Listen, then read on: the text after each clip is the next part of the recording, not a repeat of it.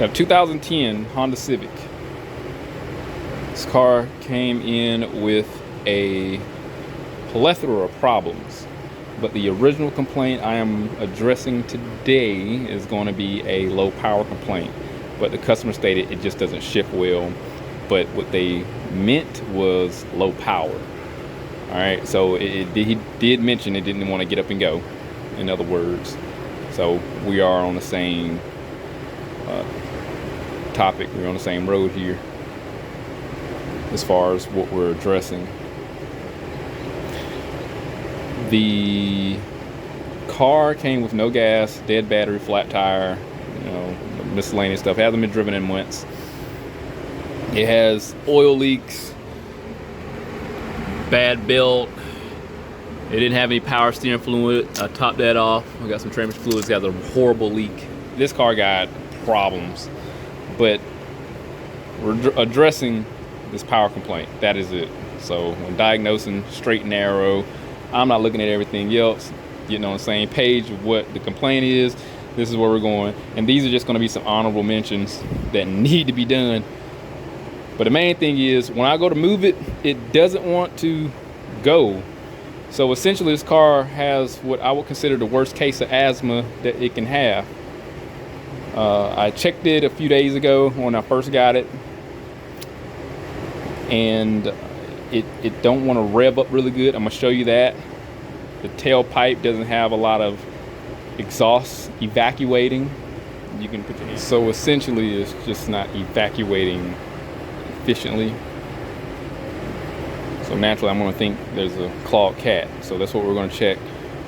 And the other thing I was looking at, I wasn't satisfied with, was the mass airflow value. This is a 1.8 liter and around about 750 to 800 RPM. It was making about 6 grams per second, which is pretty high. So it does have rich conditions, but I'm wondering if the rich condition is created by that clogged cat and the mass airflow isn't going to read properly if it can't evacuate properly. I'm just assuming, but I really think that mass airflow sensor is defective. Let me show you another thing, that I found.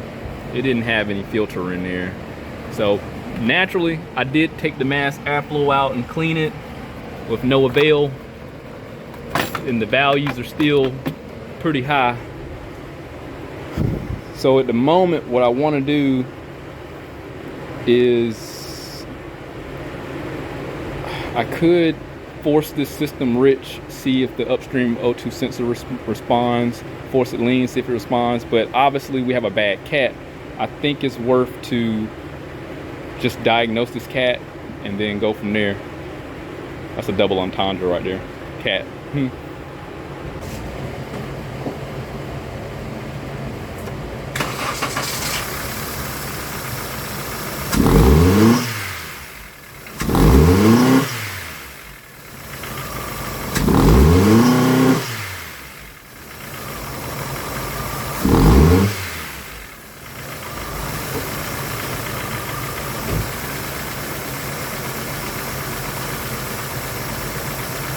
You can hear it is really struggling to operate. Let me show you some information that I got here pulled up. Let's go to the, so long term is going to be, I just cleared the code. I just want to pull up the intake manifold just to be on the safe side, just because RPM. I want to convert this over.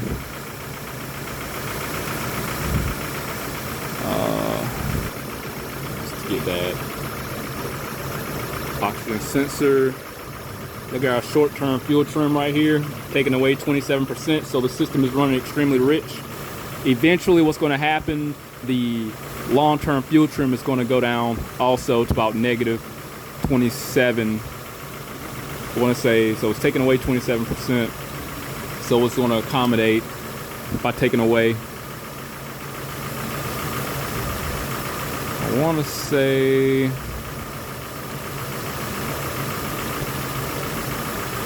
air fuel, we have a stoichiometric value. Yeah, so I'm not going to worry too much about the equivalence value here because we have a long-term and short-term. at the moment. So short term is taking away 27%.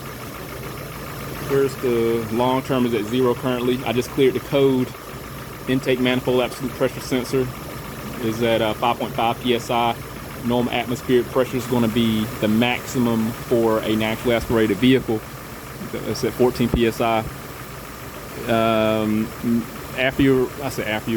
airflow sensor is at 5.4 grams at approximately 800 RPM, which is a little high to me. I'd imagine it should be around like 3 grams per second. So naturally, let's do this. I want to pull that sensor out at the top, put the pressure tester in there. It's the mechanical gauge, and we can assess the back pressure and see if it's within range. If so, we'll check something else. If not, oh wow, look at this.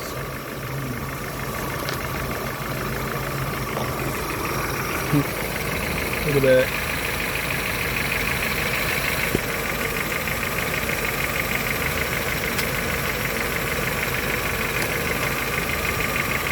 Likely what happened, it just had air in the system because it came with low cooling also. So that's another thing. This car got a lot of problems. So let's pull this out, this aperture ratio sensor out, put the gauge to it, see what it is, and then we'll take the inspection camera, look inside of there and see if the material's melted or not. This is not what this is designed for, but hopefully since it's warm, it should come off pretty easy.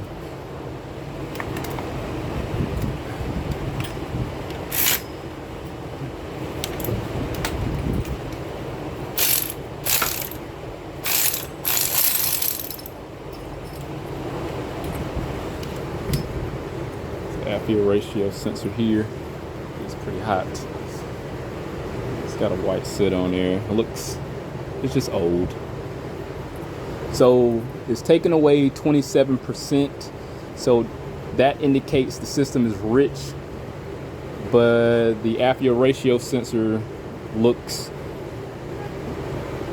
clouded. It's white. There's a white soot, so it's not black. If it was rich, it'll be black. So something's lying to us. I'm just curious. Before we do that, let's just see if we can put the camera in there. Maybe it.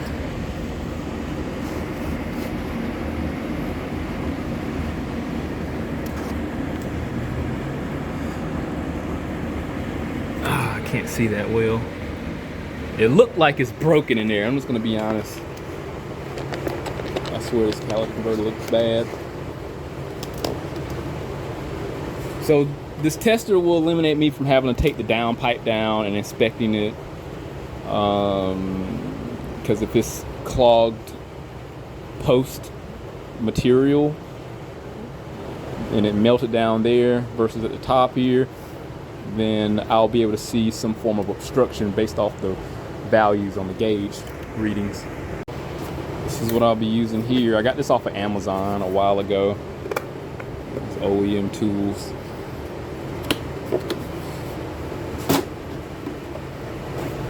I used it in one video before, but just because you may not have a value doesn't mean, like, just because you don't have a value of a bad converter, it doesn't mean that there's no obstruction in the system. I want to say the last video dictated that because it was a Toyota.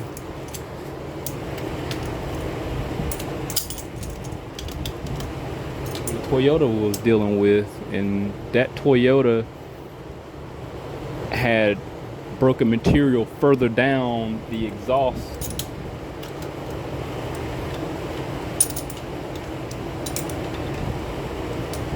Then again, it was a 6-cylinder. This is a 4. This should be really easy. It's in there. I'll leave that alone. Let's see if we can zoom in. See what it reads. Oh, before I do anything, it does give you a standard of what things should be like.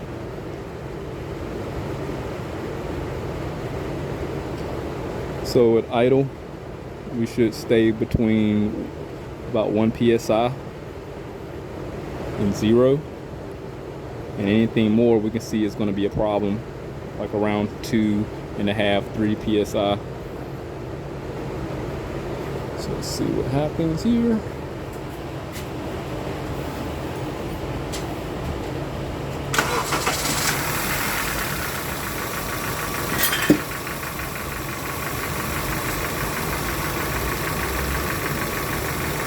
It's funny, the frame rate don't show you how rapidly it's moving. But yeah, this converter is definitely bad. I'm gonna rev it up and see what it do. And at the bottom, well, it says at 2,500 RPM, this is bad range here, but it's at idle at 800 RPM, and it's jumping up towards the bad range.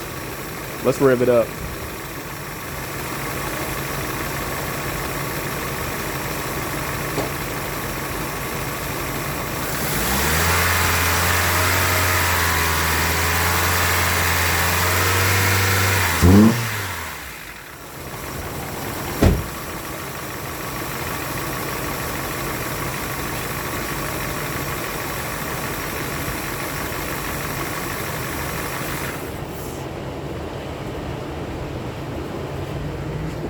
Oh, wow, and look, and it held the pressure.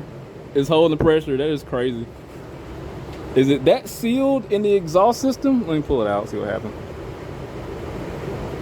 No, I think I broke it. It did come from Amazon. This gauge must be broken now. Oh wow. I think I broke it. I think the pressure went so high that it definitely broke it. Okay. We'll see. Maybe it needs to cool down a little bit. But I really think it's broken.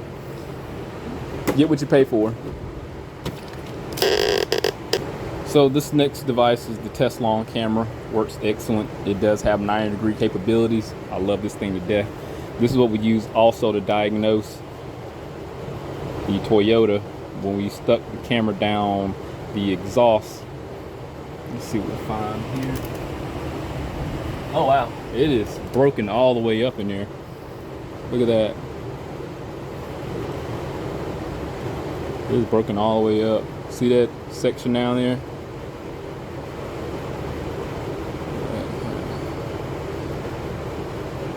Let's see if I can flip it around.